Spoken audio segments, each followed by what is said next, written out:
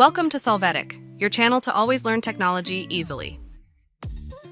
Below in the description, you will find useful links we used in this video.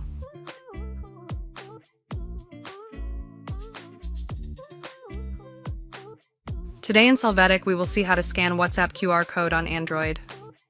We start by opening WhatsApp. After that, we will click on the three upper points and then on Settings.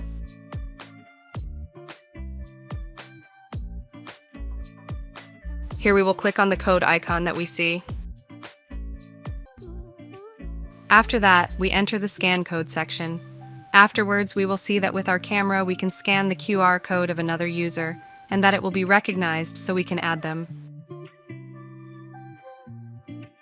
Hey, remember to subscribe Solvetic channel.